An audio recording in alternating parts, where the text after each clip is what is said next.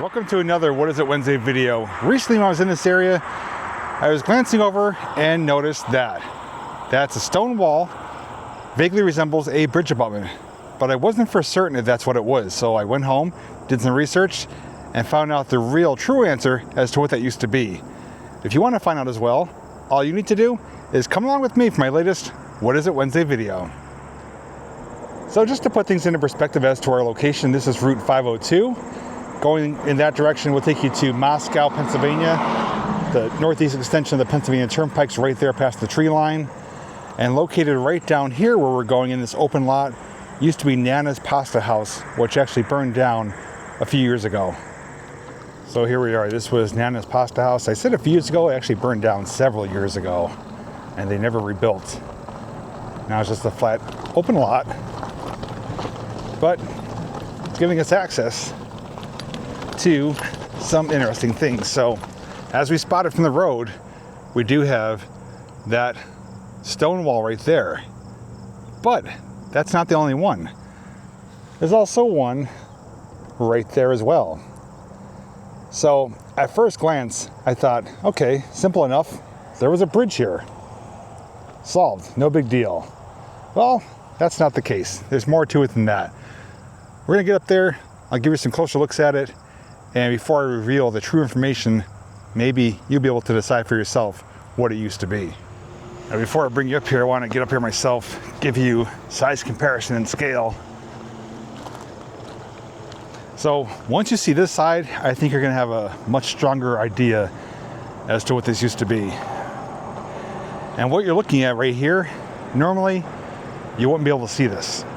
So that's kind of leading into a certain direction, that where you guys are mounted right now and standing on the pole, this area didn't look like how it does now. It looked much different. So this is scale reference, me standing on it, tiers down on the sides here.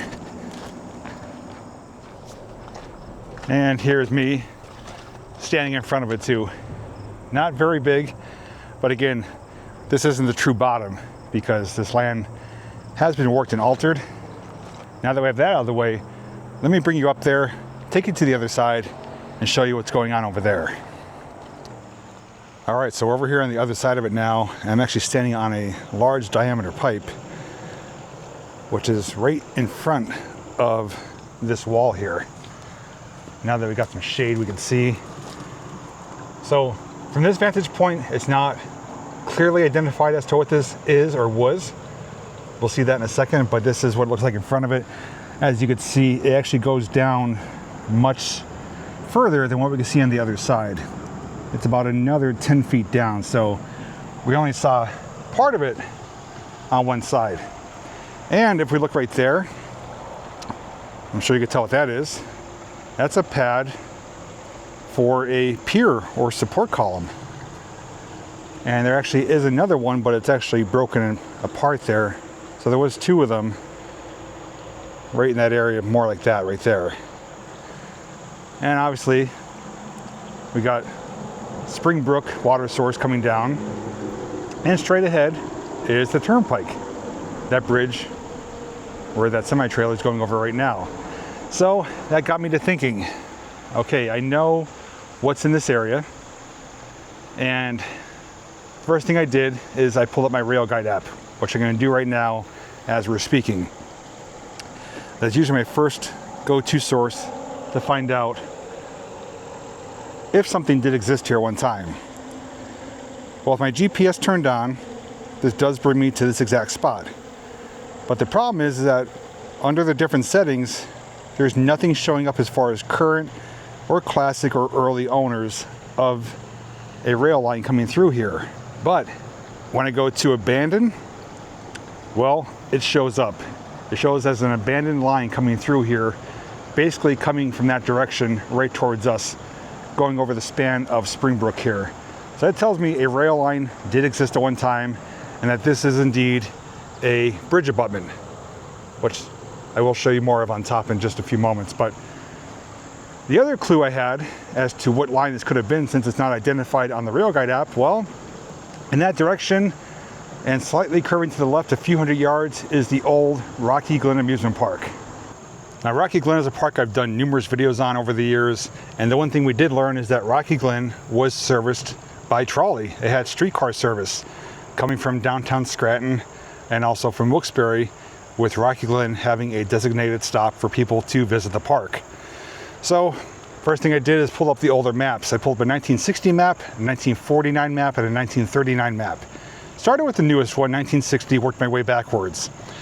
And started at Rocky Glen, found the Laurel Line tracks, traced them. Sure enough, they came right here, crossing Springbrook water source here, using this as a bridge abutment. But, excuse me, the unique thing is that on the other side here, where the other wall is, that is a bridge abutment for another bridge, not for this one. So this bridge abutment obviously would have spanned over here. There would have been another abutment over there somewhere.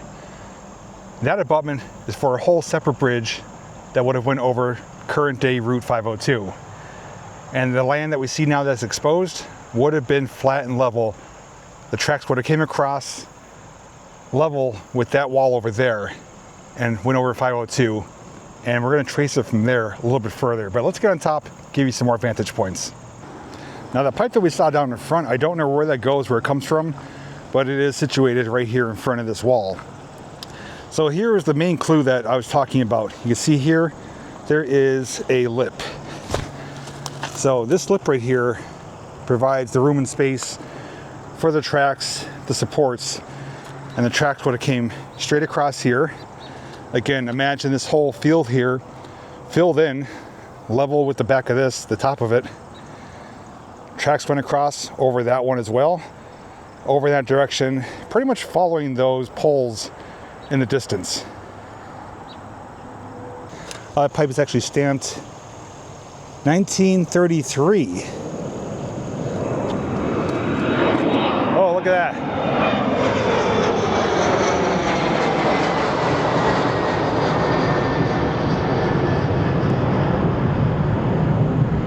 Funny enough, we're gonna be going near the airport after we leave here.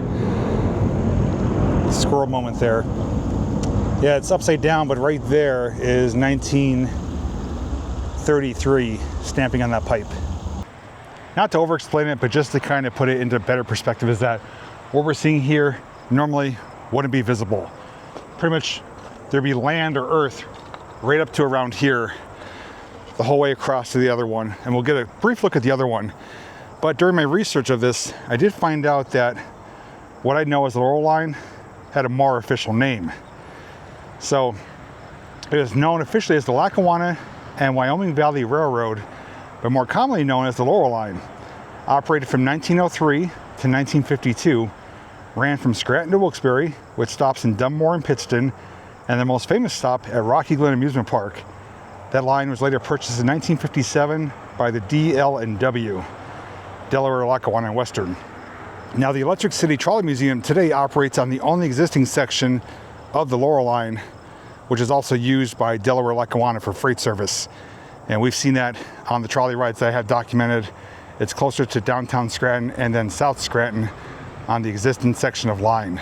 So after we look at this wall over here, we're gonna head up to a somewhat familiar spot that we have seen before on my channel.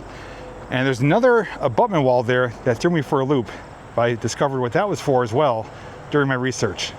Okay, so we're away from the one we were just checking out, came over here, and we're in front of the other one. Again, these are two separate abutments for two separate bridges, not a bridge in between. This one, roughly the same size.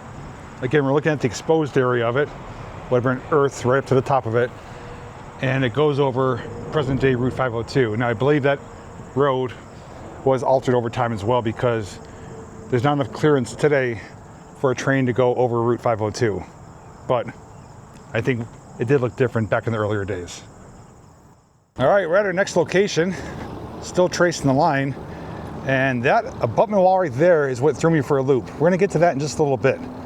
I do wanna get further up though.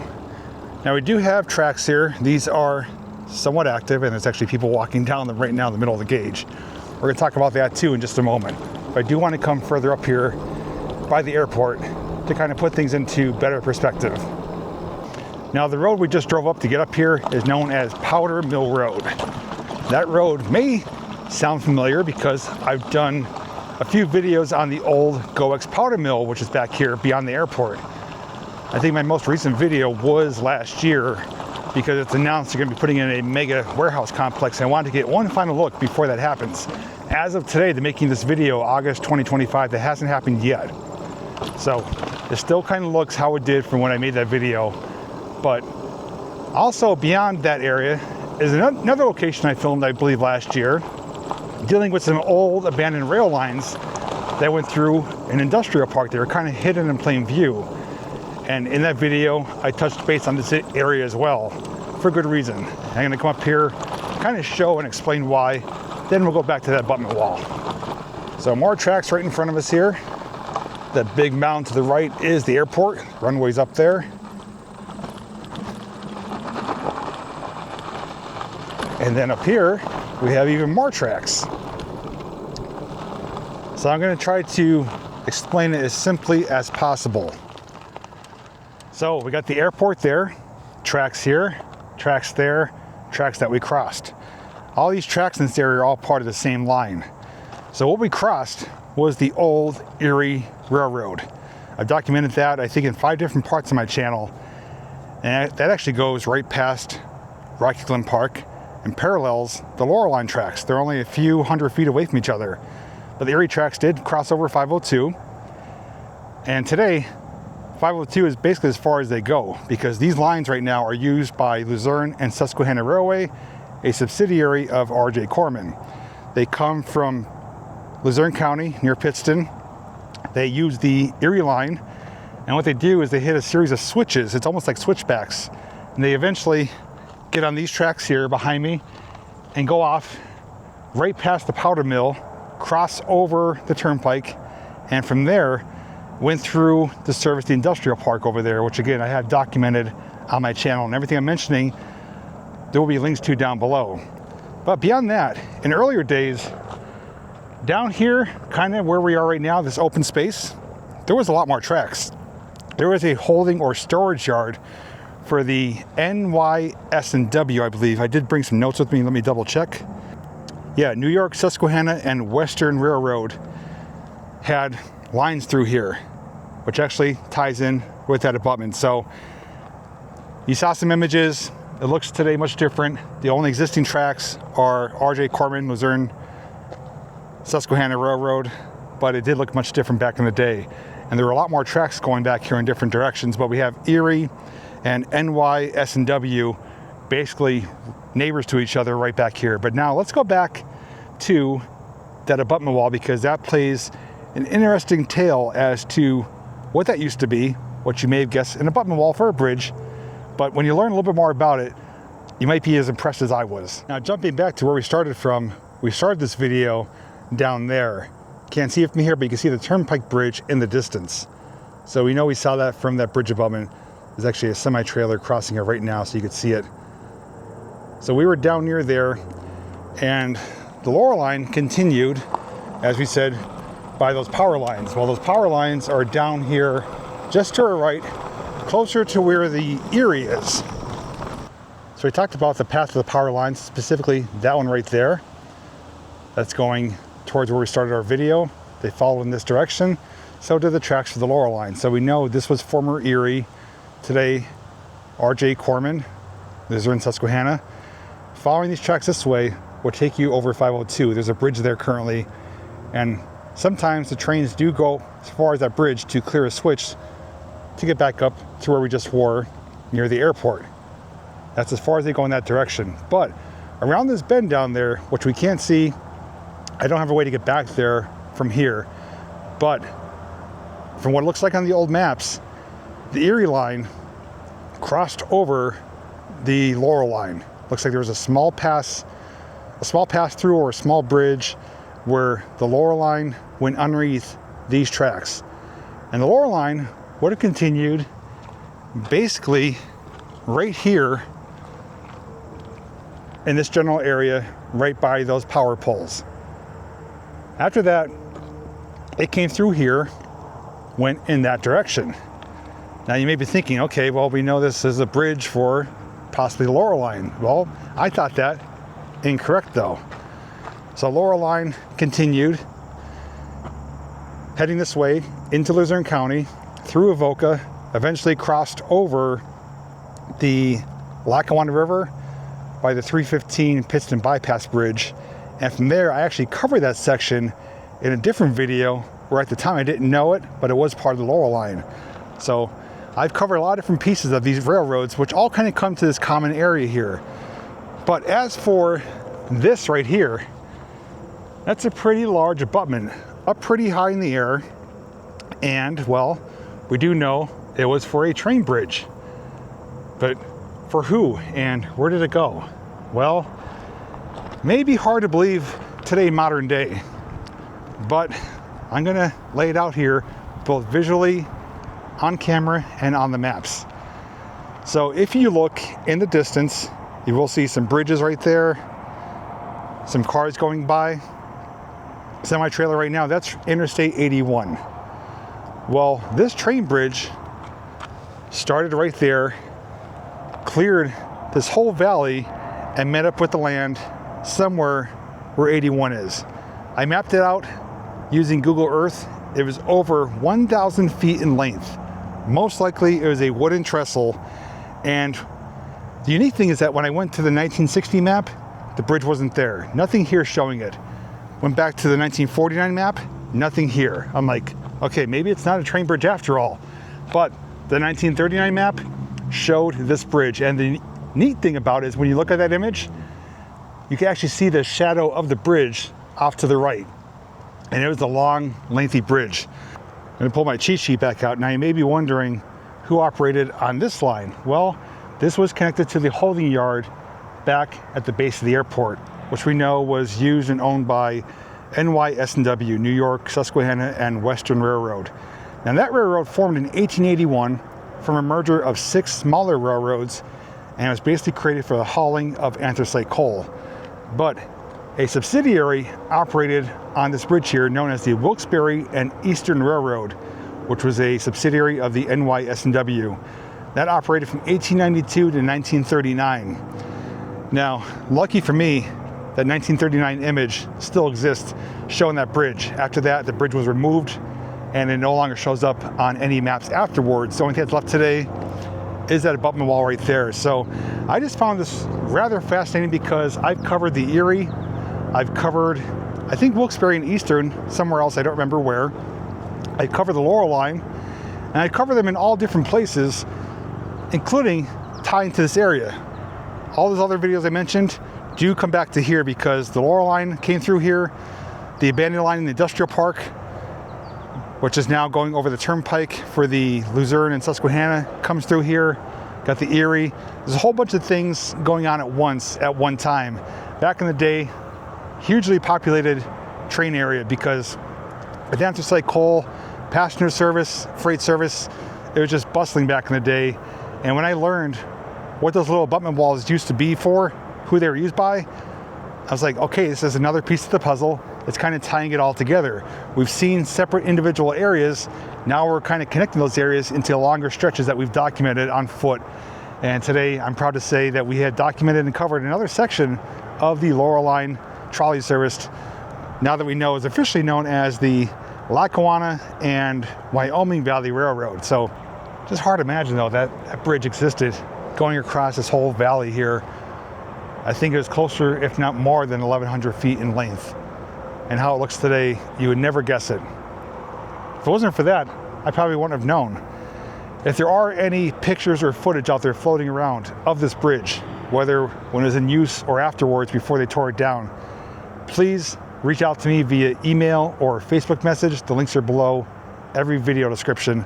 I'd love to see what it used to look like. Otherwise, thanks so much for coming along. Hope you enjoyed it. And as always, I'll see you in the next video.